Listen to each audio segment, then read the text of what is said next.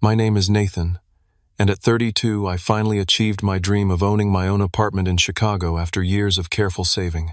I always thought family meant supporting each other through thick and thin, but I never imagined my parents would expect me to risk my financial future for my irresponsible brother. What started as a simple request to co-sign a mortgage turned into a nightmare that threatened everything I had worked for. I still wonder if I made the right choice.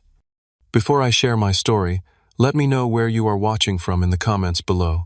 Hit that like button and subscribe if you have ever had to make a difficult choice between family expectations and your own well-being. I grew up in a middle-class neighborhood in suburban Illinois, about 40 minutes outside of Chicago. My parents, Frank and Martha, worked hard to provide a comfortable life for me and my younger brother, Trevor.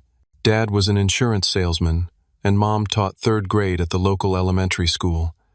They instilled in us the value of education and hard work, always telling us that we could achieve anything if we put in the effort. From an early age, it was clear that Trevor and I were different. While I was naturally studious and responsible, Trevor was more interested in having fun and taking shortcuts.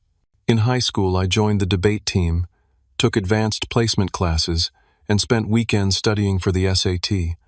My efforts paid off when I received a partial scholarship to Northwestern University, where I majored in economics. College was challenging but rewarding. I worked part-time at the university library to cover expenses my scholarship did not. After graduation in 2010, I entered the job market during one of the worst economic periods in recent history. The recession made finding work incredibly difficult, but after dozens of applications, I landed an entry-level position at a financial advisory firm in downtown Chicago. For the first few years, I lived with 3 roommates in a cramped apartment to save money. I took the bus to work every day, packed my lunches, and rarely went out with coworkers for drinks after work. Every dollar I saved went toward my dream of owning my own place. After 5 years of disciplined saving, I had enough for a down payment on a modest 1-bedroom apartment in Lincoln Park. It was nothing fancy, about 700 square feet with a small balcony overlooking a quiet street, but it was mine. I remember the day I got the keys, walking around the empty rooms, planning where each piece of furniture would go. That apartment represented everything I had worked for. Meanwhile, Trevor took a very different path. He enrolled in the state university, but dropped out after 3 semesters, claiming college was not for him. Over the next few years, he cycled through various jobs. He tried bartending, but quit because the hours were too demanding. He worked at a car dealership until he had a disagreement with the manager. He started a landscaping business that folded after 1 summer. With each failure, our parents were right there to support him both emotionally and financially. Their pattern of enabling Trevor began in childhood. If we were both assigned chores, my parents would check that mine were completed perfectly while accepting minimal effort from Trevor.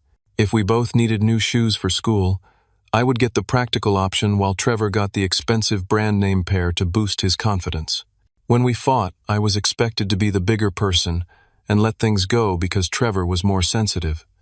As adults, this pattern continued. Trevor would call our parents when he was short on rent or needed a new car transmission. They always found a way to help him, even if it meant dipping into their retirement savings. When I expressed concern about this arrangement, they would say I was being selfish and that family helps family. Despite these frustrations, I tried to maintain a good relationship with my parents. I visited for Sunday dinners twice a month, called my mom regularly, and remembered their birthdays and anniversary with thoughtful gifts. I loved them and understood they meant well, even if their actions sometimes seemed unfair. When it came to Trevor, I kept a friendly but somewhat distant relationship. We would chat at family gatherings and occasionally text about sports, but I was careful not to get too involved in his personal life. I had learned from experience that getting close to Trevor often meant getting pulled into his latest crisis or scheme. Just before the events that would change our family dynamic forever, I had received a promotion at work. After 9 years with the same company, I was now a senior financial analyst with a comfortable salary and good benefits. For the first time in my adult life, I felt financially secure. I was even considering saving for a larger place, maybe a 2-bedroom condo where I could have a dedicated home office. What I did not know was that Trevor had been borrowing money from our parents more frequently than I realized. Over the years, he had taken thousands of dollars with vague promises to pay them back once he got on his feet. Of course, that day never came. Trevor had also borrowed money directly from me on 3 occasions, claiming it was for emergencies. The first time he said his car had been towed, and he needed $300 to get it back. The second time he claimed his landlord was threatening eviction if he did not come up with $800 by the end of the week. The third time he asked for $2,000 to cover medical bills after a minor accident. Each time I reluctantly gave him the money, knowing deep down I would never see it again. And each time I swore it would be the last. Little did I know that these small loans were just the beginning, and that the biggest request was yet to come. It was a Tuesday evening in October when I received a text from my mother asking me to come over for dinner the following night. This was unusual since our family dinners typically happened on Sundays. When I asked what the occasion was, she simply replied that they wanted to see me and had something important to discuss. Already I felt a knot forming in my stomach. The next evening, I drove to my parents' suburban home after work, trying to shake the feeling of dread that had been with me all day. When I arrived, I noticed Trevor's car in the driveway, which further raised my suspicions. As soon as I walked through the front door, I sensed the tension in the air. My mother greeted me with a hug that lasted a beat too long. My father gave me a firm handshake and a pat on the back that felt rehearsed. Trevor surprisingly was setting the dining room table, something I had rarely seen him do voluntarily. He gave me a wide smile and asked how my drive over had been. The whole scene felt staged, like everyone was playing a part except me. During dinner, the conversation remained superficial. My mother asked about my job, my father commented on the Chicago Bears' recent game, and Trevor mentioned a new restaurant he had tried. Nobody brought up the important thing they wanted to discuss, which only increased my anxiety. As my mother cleared the dinner plates and brought out coffee and dessert, my father finally cleared his throat and said they had some exciting news to share. Trevor straightened up in his chair and began what sounded like a prepared speech about how he had been reflecting on his life and was ready for a fresh start. He talked about settling down, building equity, and creating stability for his future, terms that sounded suspiciously like they had come from a real estate brochure rather than my brother's spontaneous thoughts. Then came the big reveal: Trevor had found the perfect house.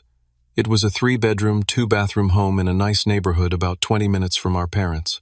As he described the hardwood floors, the spacious backyard, and the renovated kitchen, I noticed my parents nodding encouragingly. Then Trevor mentioned the price, $450,000, and I nearly choked on my coffee. This was a man who had never held a job for more than 8 months, who had credit card debt in the 5 figures, and who regularly borrowed money for basic expenses. How could he possibly afford a house that expensive?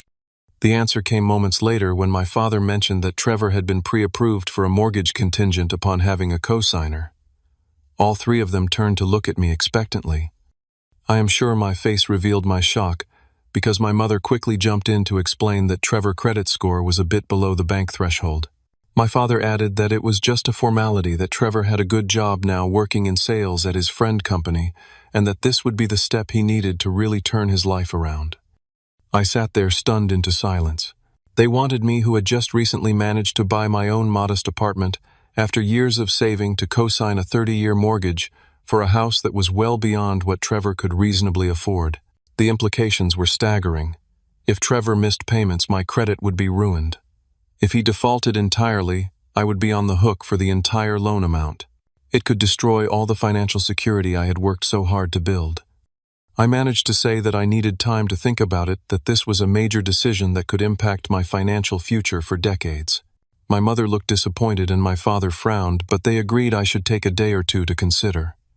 Trevor's expression was harder to read, a mixture of hope and entitlement that made me increasingly uncomfortable. As I helped my mother clear the dessert plates in the kitchen, she cornered me by the sink. In a hushed voice, she reminded me how family always comes first, how Trevor just needed this one chance to prove himself, and how she and my father would not be around forever to help him. The implication was clear: eventually Trevor would be my responsibility alone. The drive home that night was filled with anxiety. My mind raced with memories of all the times Trevor had promised to change, to be more responsible, to pay back what he borrowed, only to fall back into the same patterns weeks or months later. I thought about the articles I had read about co-signing loans and the horror stories of ruined credit and damaged relationships. I thought about my own plans for the future, possibly buying a larger place or even taking a year off to travel once I had enough saved. Once home, I stayed up late researching co-signing risks. I read that co-signers are equally responsible for the debt, that late payments affect both parties' credit scores, and that removing yourself as a co-signer once the agreement is signed is nearly impossible. I looked up statistics showing that nearly 40% of co-signers end up paying some or all of the loan themselves, and 75% of co-signers see a negative impact on their relationship with the borrower. The next morning, I reached out to a colleague who specialized in mortgage lending. She confirmed my fears, explaining that co-signing for Trevor would tie up my debt-to-income ratio and likely prevent me from qualifying for another mortgage in the future. She advised strongly against it, saying that banks require co-signers for a reason: they have determined the primary borrower is a high risk. That night I barely slept. I tossed and turned, torn between family loyalty and financial self-preservation. Part of me wanted to help Trevor to believe that this time would be different, that the house would give him the stability he needed. But the rational part of me knew better. This was not a small favor. This was potentially hundreds of thousands of dollars and decades of financial entanglement. By morning, I had made my decision. I would not co-sign the mortgage. It was one of the hardest choices I had ever made, but I knew it was the right one for my future. I arranged to meet my family at a coffee shop near my apartment that Saturday morning. I figured a public place might help keep emotions in check, and meeting on my side of town would allow me to retreat to my apartment afterward if things got tense. I arrived early and chose a table in the corner away from other customers. I had rehearsed what I would say, focusing on the financial realities rather than Trevor's history of irresponsibility. When my parents and Trevor arrived, I could tell from their confident expressions that they assumed I would agree to their plan. We exchanged pleasantries and ordered coffee before I took a deep breath and delivered my prepared speech. I explained that after careful consideration and consultation with financial experts, I could not in good conscience co-sign the mortgage. I outlined the risks involved, how it would affect my ability to qualify for future loans, and the potential damage to my credit score if payments were missed. I emphasized that this was not a personal rejection of Trevor, but a financial decision based on objective factors. The reaction was immediate and intense. Trevor's face flushed red with anger. He accused me of thinking I was better than him, of never believing in him, of always judging him for his past mistakes. My mother burst into tears, saying she never thought I would turn my back on family when we needed me most. My father sat stone-faced, his disappointment radiating across the table. As Trevor's voice rose, other customers began to glance our way. I tried to keep my tone, even explaining that I wanted him to succeed, but that this particular arrangement posed too great a risk to my own financial security.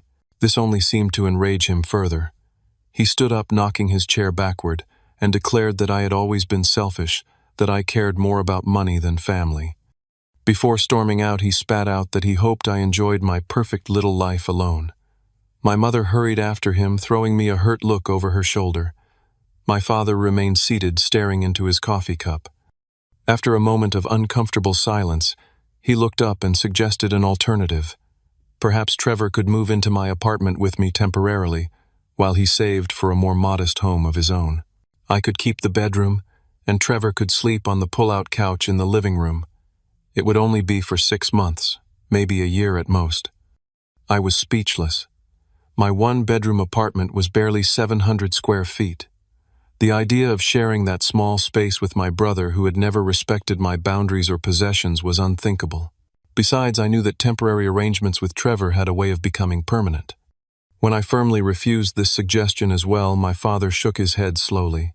In a quiet but cold voice, he said that family obligations went both ways, and that my mother and he had sacrificed much to give me the opportunities that led to my current success. The least I could do was help my brother when he was trying to better himself. He left money for the coffee on the table and walked out without saying goodbye, leaving me alone with the stares of curious onlookers who had witnessed our family drama unfold. For the next 3 days, I heard nothing from my family. No calls, no texts, not even the usual forwarded memes from my mother. The silence was both a relief and a new source of anxiety. Had I permanently damaged my relationship with them? Was this temporary anger, or the beginning of a lasting estrangement? On the fourth day, the messages started. My mother sent long emotional texts about how disappointed she was, how she had raised me to be more compassionate, how Trevor was devastated by my rejection. She reminded me of times when the family had supported me conveniently, forgetting that I had worked my way through college and never asked them for financial help as an adult. Then came a call from my Aunt Linda, my mother's sister. She asked why I was abandoning my brother when he was trying to get his life together. It became clear that my parents had shared their version of events with the extended family, casting me as the villain who refused to help Trevor out of pure selfishness. The stress began affecting my work. I missed a deadline on an important report and found myself unable to focus during meetings. My boss noticed and asked if everything was okay. I gave a vague answer about family issues, embarrassed to admit the full situation. That weekend I met with my friend Marcus for lunch. He had known me since college and had witnessed many of Trevor's previous crises from afar. When I explained the current situation, he did not hesitate to validate my decision. "What your parents are asking is completely unreasonable," he said.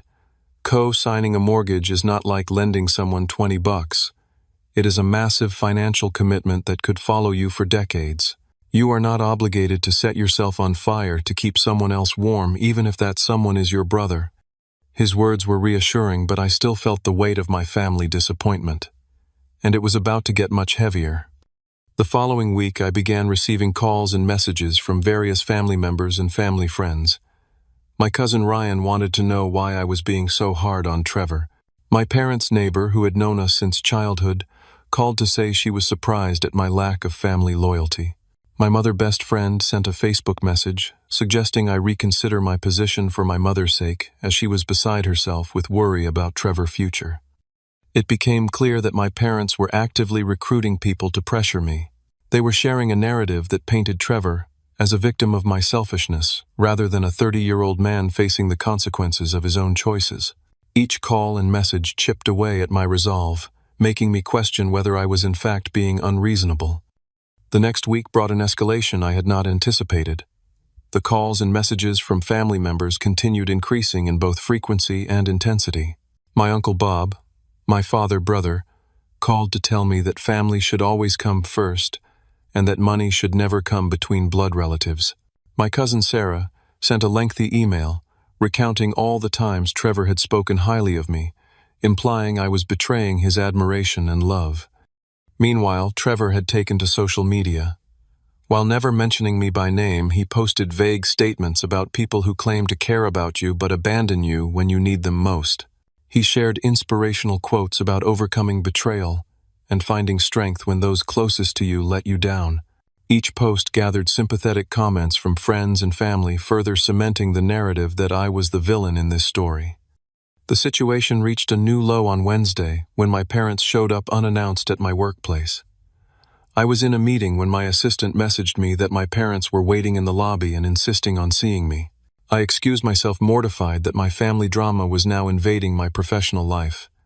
When I reached the lobby, my father was pacing while my mother sat rigidly on a visitor chair. As soon as they saw me, they approached my father's face set in determination. "We need to talk about this ridiculous situation," he said, his voice carrying across the lobby. Several of my colleagues glanced over curiously. I tried to guide my parents toward the exit, suggesting we could discuss this after work, but my father refused to budge. "Your brother is about to lose his apartment because you will not help him," he said loudly. "Is that what you want? For your own brother to be homeless while you live comfortably?" I was acutely aware of the receptionist and security guard watching this unfold. In a low, firm voice, I told my parents that this was my workplace and that I would not discuss personal matters here. My father continued to argue until the security guard approached and asked if everything was all right. Humiliated, I assured him it was a family matter and finally managed to usher my parents outside. The next day, I was called into a meeting with the Human Resources Director. She explained diplomatically that while the company understood personal issues occasionally spilled into professional settings, yesterday's incident had been disruptive. She suggested I might want to take a personal day to sort things out. It was not a reprimand, but the message was clear: do not let this happen again. That evening, I listened to a voicemail from my mother. Through tears, she claimed that Trevor landlord had given him 30 days' notice to vacate his apartment due to multiple late rent payments. She said he would have nowhere to go and might end up sleeping in his car, and it would be my fault for refusing to help when I had the means to do so. I had always joined my family for Sunday dinner twice a month, a tradition that dated back to when I first moved to Chicago. This Sunday, for the first time in years, I did not go. I could not face the combined pressure and guilt from my parents, nor the angry glares from Trevor. Instead, I stayed home, ignored their calls, and tried to enjoy a quiet day to myself. It felt strange and somewhat sad, but also necessary for my mental health. On Monday, a mutual friend called to check on me. He revealed that Trevor had been telling people that I had promised to help him buy a house, but had backed out at the last minute, leaving him in a desperate situation. This was a complete fabrication, but it explained why some friends had been giving me strange looks and making comments about keeping promises. Through this friend, I also learned something Trevor had not disclosed to me or our parents. When asking for my help, he had significant gambling debts. Apparently, he had been frequenting casinos and online poker sites for years, accumulating losses in the tens of thousands of dollars. This revelation confirmed that my instinct to refuse co-signing had been correct. Trevor's financial problems went far beyond what a new house could solve. Later that week, Trevor's girlfriend Lisa called me directly. We had met only a few times at family gatherings and had never spoken one-on-one before. She pleaded with me to reconsider, saying that Trevor was really trying to change and that having a stable home would help him overcome his gambling habit.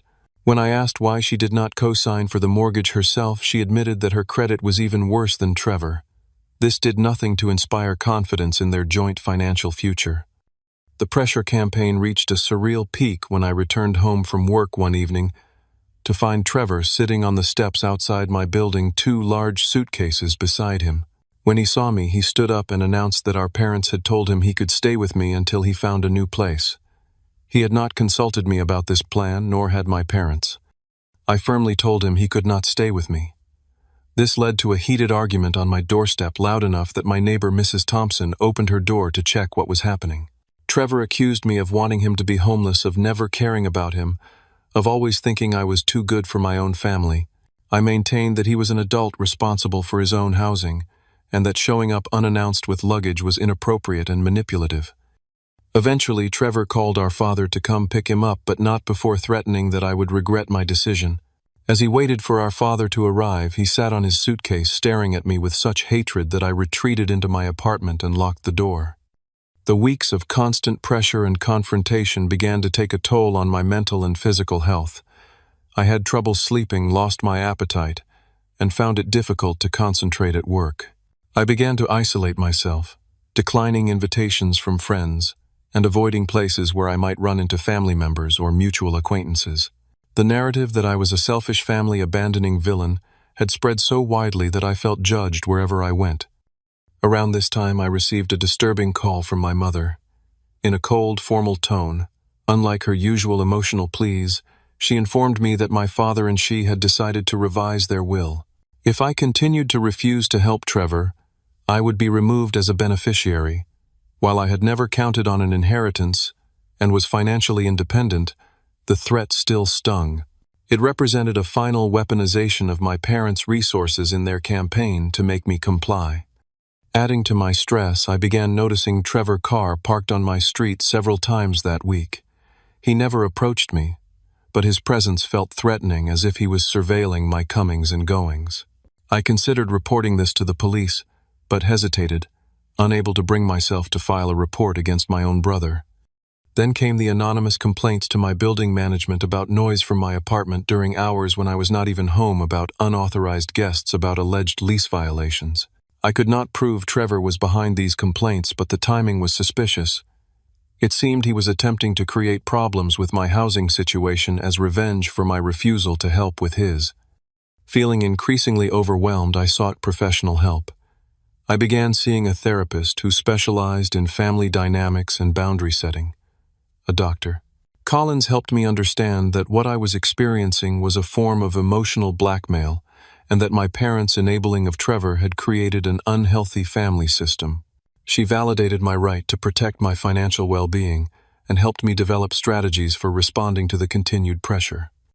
As the weeks passed, I found strength in unexpected places. My friend Marcus remained steadfastly supportive, often checking in and providing a sounding board when I needed to vent. Several colleagues who had witnessed my parents' workplace visit expressed sympathy and shared their own stories of difficult family dynamics. Even my neighbor, Mrs.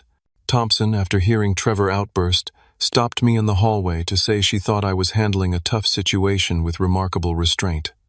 This growing support network helped me weather the storm, but the worst confrontation was yet to come. Despite my reservations, I agreed to attend my father's 60th birthday dinner. I could not bring myself to miss such an important milestone, and part of me hoped that the public setting and celebratory occasion would prevent any discussion of the ongoing conflict. I was wrong. I arrived at the restaurant to find my extended family already seated around a large table. My parents greeted me coolly, and Trevor barely acknowledged my presence. As I made my way to the only empty seat, I noticed several large duffel bags and suitcases piled near my parents' car in the parking lot, visible through the restaurant window. A sense of dread washed over me. Throughout dinner, conversation flowed around me but rarely included me. I made polite small talk with my aunts and uncles, carefully avoiding any mention of the tension between my immediate family and me. As dessert was served and my father opened his gifts, I began to think I might escape the evening without incident. Then, as people were finishing their coffee, my mother announced that they had something to tell everyone. She explained that Trevor was going through a difficult time and would be staying with them temporarily. Then she looked directly at me and added that after dinner, Trevor would follow me home and stay in my apartment for a while, as it was closer to his new job. I was stunned. We had never discussed this arrangement. When I started to object, my father cut me off, saying it was already decided. My aunt nodded approvingly, commenting on how nice it was that I was finally helping my brother. It became clear that my parents had already told everyone that I had agreed to this plan. Before I could respond, my mother casually mentioned that she still had the spare key I had given her for emergencies, and that Trevor could use that to get in if our schedules did not align. This revelation sent a chill through me. The key was meant for true emergencies, not for giving my brother unauthorized access to my home. I stood up my chair, scraping loudly against the floor.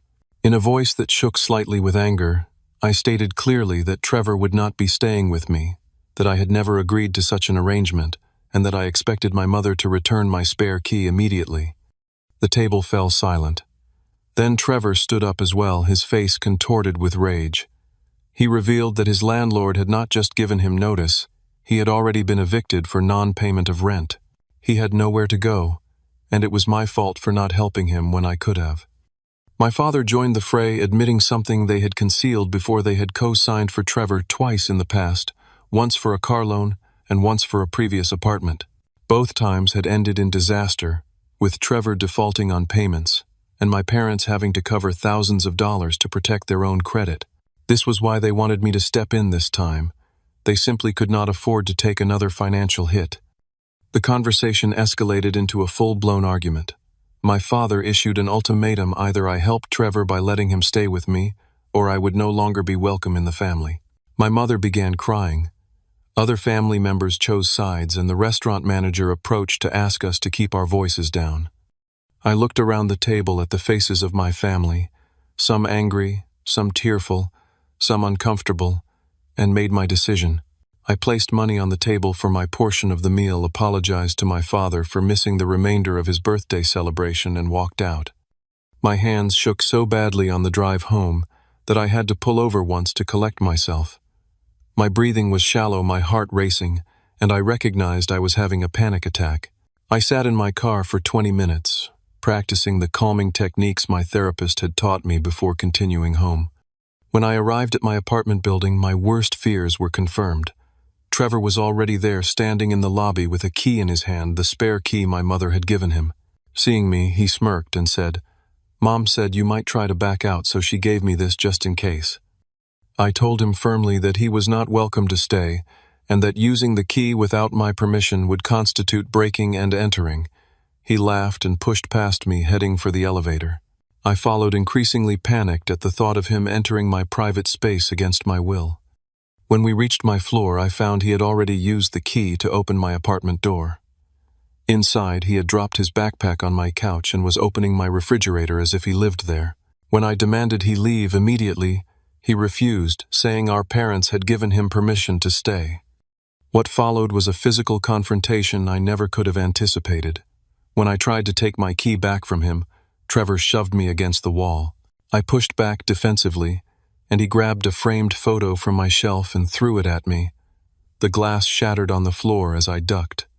The noise prompted my neighbor, Mrs. Thompson, to knock on the door, asking if everything was all right. When I opened the door, she saw the broken glass and Trevor's aggressive stance and immediately called building security. Trevor continued to insist he had a right to be there, that our parents had given him permission, that I was the one causing problems. The building security guard arrived and asked to see identification and proof of residency. I showed my driver license with my address and explained that Trevor was not a tenant or invited guest. Trevor argued that he had a key, which meant I had given him permission. The guard, uncertain of how to proceed in what appeared to be a family dispute, called the building manager. While waiting for the manager to arrive, my parents showed up, having followed Trevor to my apartment after the disastrous dinner. They joined Trevor's side, insisting that as my family, they had every right to decide that Trevor could stay with me. My father accused the security guard of overstepping by interfering in a family matter. The building manager, Mr. Ramirez, arrived and quickly assessed the situation. He explained that according to my lease, I could not have someone move in without adding them to the agreement, and that all residents required background and credit checks. When my father argued that Trevor was just visiting, Mr. Ramirez pointed to the suitcases and duffel bags now piled in my hallway and raised an eyebrow skeptically. Trevor became increasingly agitated as it became clear that the building staff were not going to allow him to stay. He began shouting that I was dead to him, that I would regret this, that I was no longer his brother. My mother alternated between tearfully pleading with me to reconsider and angrily accusing me of cruelty. The scene in the hallway had drawn several neighbors out of their apartments. People I had lived alongside for years were witnessing this humiliating family meltdown. Some looked on with undisguised curiosity, while others retreated back into their apartments, uncomfortable with the display. Finally, Mr. Ramirez stated firmly that if Trevor did not leave voluntarily, he would have no choice but to call the police. At the mention of law enforcement, my father finally relented. He told Trevor to gather his things, shooting me a look of profound disappointment as he did so. As Trevor collected his bags, he deliberately knocked over a small table in my entryway, sending my keys, mail, and a potted plant crashing to the floor. No one in my family apologized for the damage or the disturbance. They left as a unit a solid front against me, the outsider. After they were gone, Mr. Ramirez helped me clean up the broken glass and soil. He advised me to change my locks first thing in the morning and to document the incident in case there were further problems. Then, seeing how shaken I was, he asked if I had somewhere else I could stay for the night. I called Marcus, briefly explained what had happened, and he immediately offered his couch. I packed an overnight bag, thanked Mr. Ramirez and Mrs. Thompson for their help, and left my violated apartment behind, uncertain when I would feel safe there again. The morning after the confrontation at my apartment, I called in sick to work and met with an attorney recommended by Marcus. Miss Patel specialized in family law and had experience with harassment cases. As I recounted the events of the past weeks, culminating in the previous night invasion of my home, she took detailed notes and asked clarifying questions. After hearing the full story, Miss Patel did not mince words. "What you are describing is harassment, unauthorized entry, and potentially stalking," she said. "The fact that the perpetrators are your family members does not make their actions legal or acceptable." She outlined my options. I could file for a restraining order against Trevor, which would legally prohibit him from coming near me, my home, or my workplace. I could send a cease and desist letter to my parents regarding their harassment and enabling of Trevor behavior. And most immediately, I needed to change my locks and install some basic security measures. I was hesitant to take legal action against my own family, but Miss Patel gently pointed out that they had already crossed several legal and ethical boundaries. A restraining order would not just protect me, she explained, but would also create an official record of the harassment should things escalate further. By the end of our consultation, I had decided to proceed with both the restraining order against Trevor and the cease and desist letter to my parents. Miss Patel began the paperwork immediately, and I left her office feeling simultaneously relieved to be taking action and sad that it had come to this. My next stop was a locksmith. I arranged to have all the locks in my apartment changed that afternoon. The locksmith, a grandfatherly man named Joe, did not ask questions but offered some sympathetic nods as he worked. He also suggested I install a simple security camera that would alert my phone if anyone approached my door. I took his advice and ordered one online before leaving. Back at work the following day, I met with my building manager to discuss the security breach. Mr. Ramirez was understanding and documented the incident in the building records. He assured me that security had been instructed to be on the lookout for Trevor and to call the police immediately if he attempted to enter the building again. I provided a recent photo of Trevor from social media to help them identify him. A week later, I received an unsettling notification from my credit monitoring service. There had been several inquiries on my credit report from mortgage companies and auto lenders. I had not applied for any loans, which meant someone might be using my information without authorization. Given the timing and circumstances, I suspected Trevor. I immediately contacted my bank and credit card companies to place fraud alerts on all my accounts. I spent hours on the phone with various financial institutions explaining the situation and requesting additional security measures. The bank representative suggested I schedule an in-person meeting to discuss further safeguards, which I did for the following day. At the bank, I learned that someone had indeed attempted to open a credit card using my social security number and address, but had been denied due to verification issues. The bank froze my accounts and issued new cards with enhanced security features. They also advised me to file a police report for the attempted fraud. Filing the police report was one of the hardest things I had ever done. Providing evidence that my own brother had likely attempted to steal my identity felt like the ultimate betrayal of family loyalty. But as the officer taking my statement pointed out, I was not the one who had betrayed the relationship.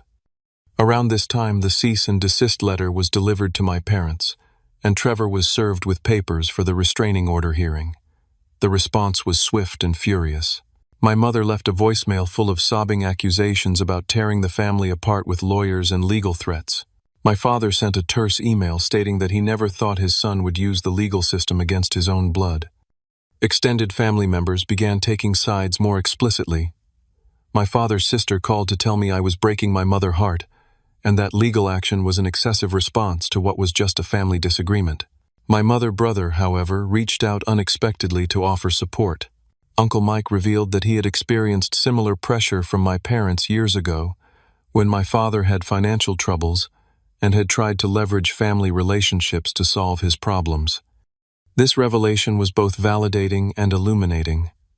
It suggested a pattern in my family that preceded Trevor and me, a dynamic of entitlement and obligation that had been normalized over generations. Uncle Mike introduced me to my cousin Parker, who had also resisted family financial entanglements and faced similar backlash. The three of us formed an impromptu support group sharing strategies for maintaining boundaries while weathering the emotional storm of family disapproval. Meanwhile, Trevor's life continued to unravel, and predictably, I was blamed for each new setback. When he lost his job 2 weeks after our confrontation, my parents claimed it was because the stress of my legal action had affected his work performance. When he could not find a new apartment due to his eviction history and poor credit, it was because I had selfishly refused to help him when he needed it most.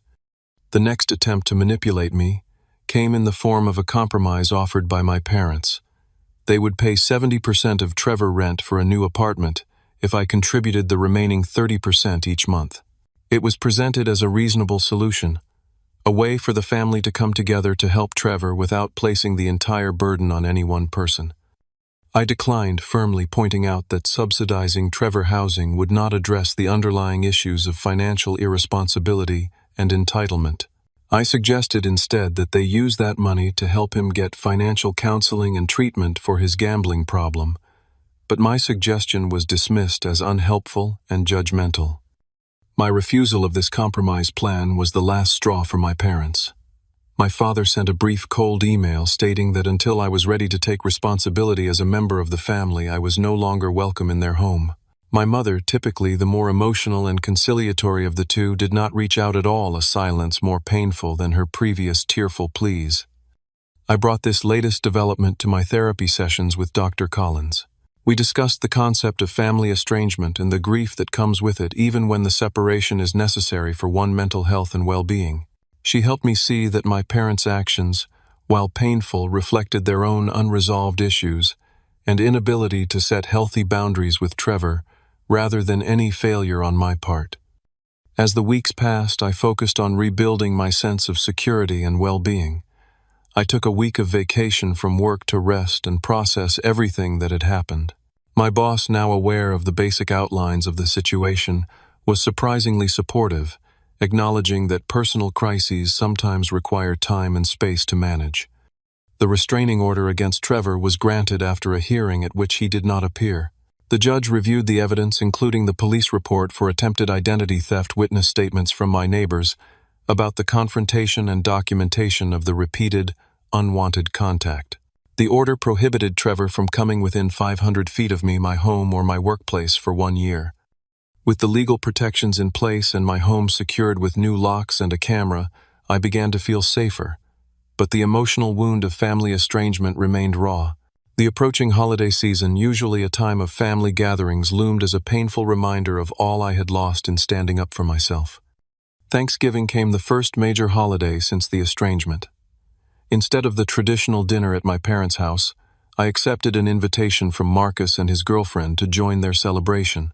They had also invited several other friends without local family, creating a warm, chosen family atmosphere that was both different from and reminiscent of the family gatherings of my past.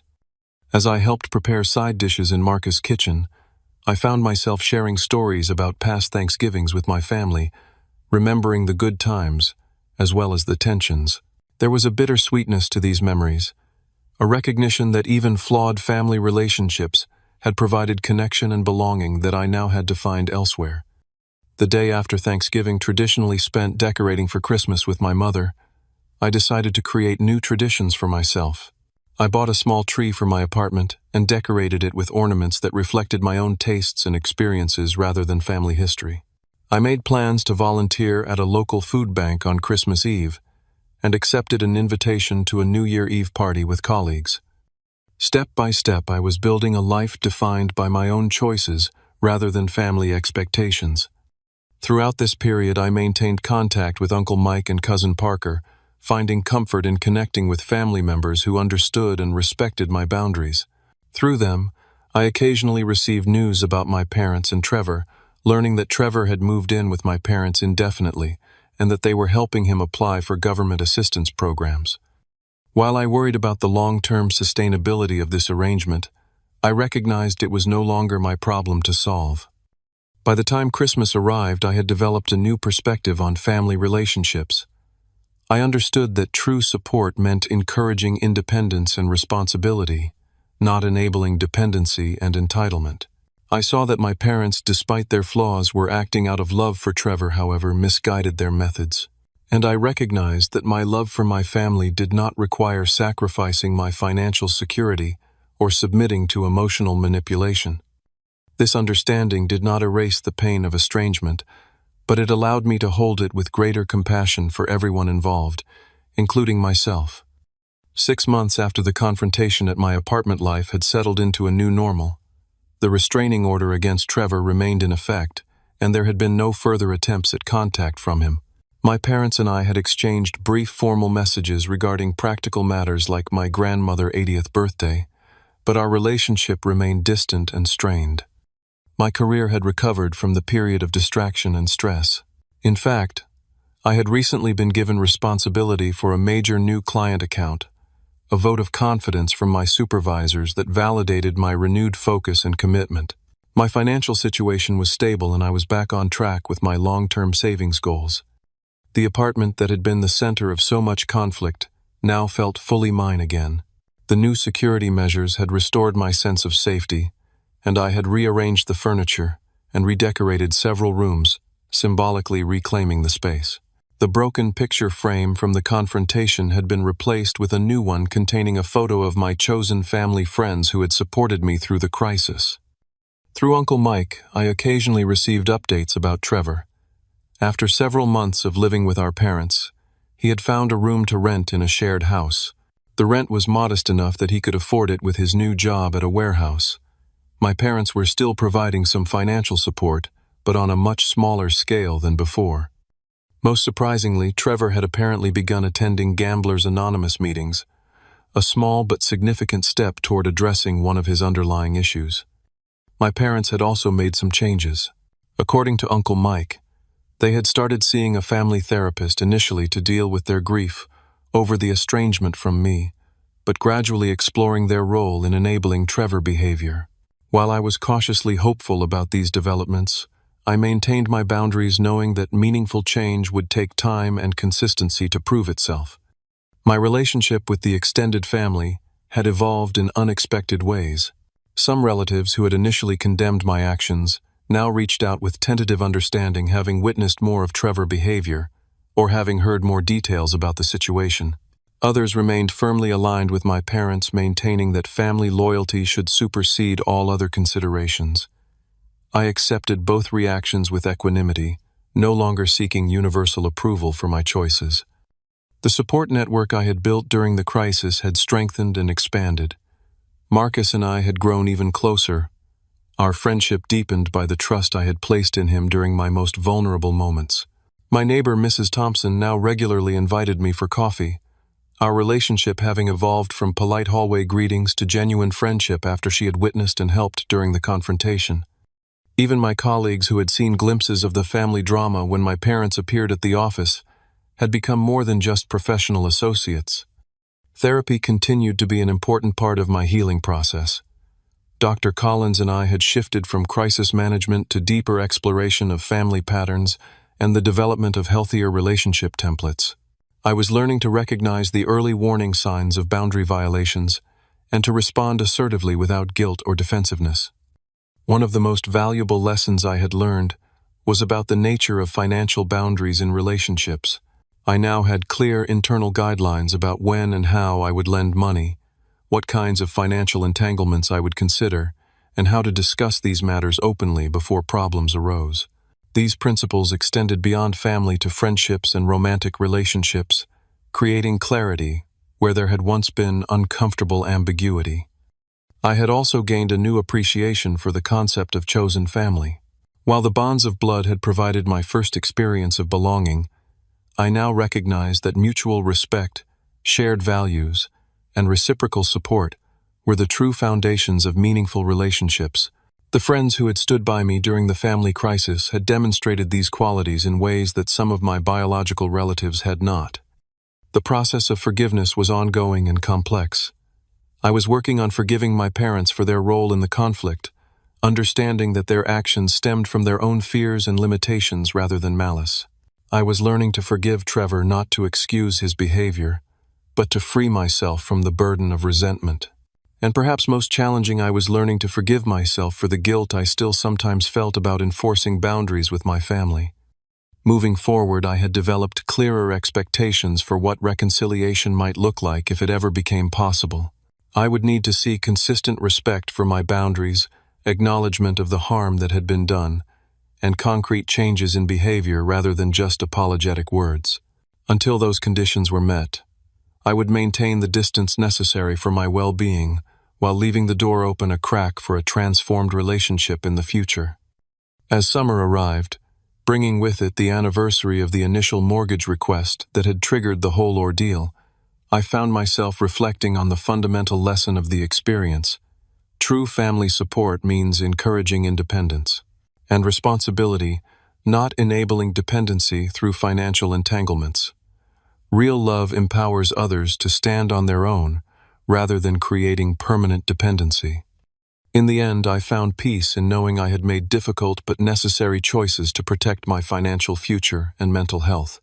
While the cost had been high in terms of family relationships, the alternative would have been a lifetime of boundary violations and escalating demands. By standing firm, I had not only preserved my own well-being, but had potentially created the conditions for my family to develop healthier dynamics in the long run. Have you ever had to make a difficult choice between family expectations and your own well-being? I would love to hear your stories in the comments below. If this experience resonated with you, please give this video a like and subscribe to my channel for more stories about navigating complicated family dynamics. And if you know someone who might be struggling with similar boundary issues, share this video with them to let them know they are not alone. Thank you for listening to my story. And remember that sometimes the most loving thing you can do, both for yourself and others, is to set clear, firm boundaries.